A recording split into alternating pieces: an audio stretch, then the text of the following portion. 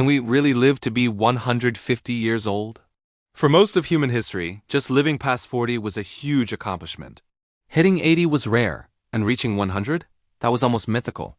But today, the idea of living to 150 isn't just science fiction anymore. It's showing up in serious research papers, university labs, and biotech startups. It's becoming a real scientific debate. So what changed?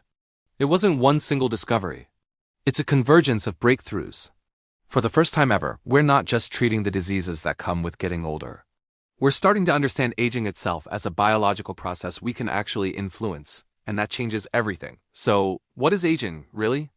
We used to see it as this inevitable decline, our bodies just slowly wearing out.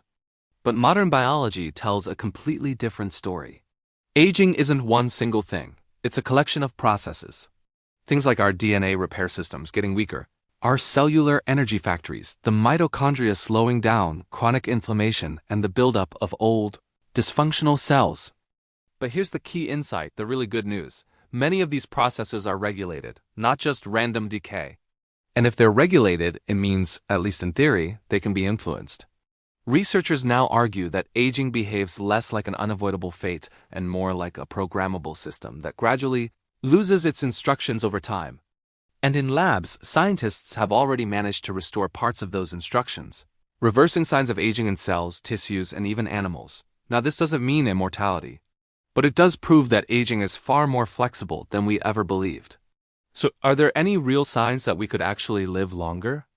This is where we need to be careful. It's true that no single intervention has been proven to dramatically extend the maximum human lifespan. The oldest person on record is still Jean Comment, who lived to be 122.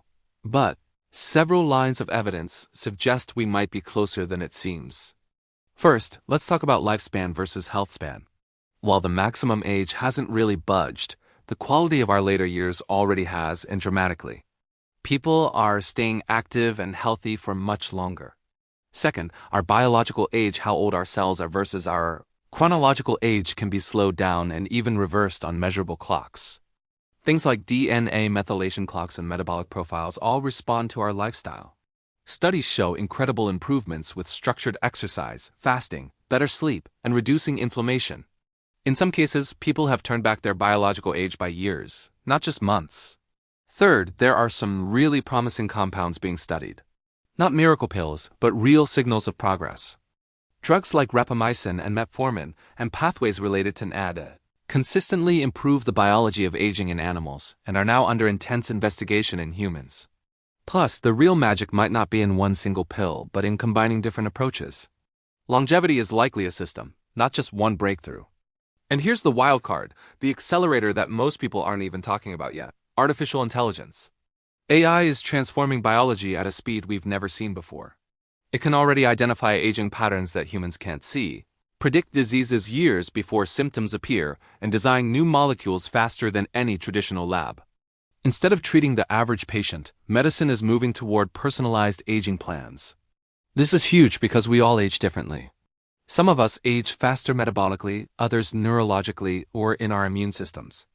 AI allows treatments to be earlier, more precise, and more adaptive. This alone could radically improve public health without any single anti-aging pill. The goal isn't just extending life, it's preventing decline before it even begins. So back to the big question, can we really live to 150? The most honest answer science can give today is, it's not proven, but it's no longer an absurd idea.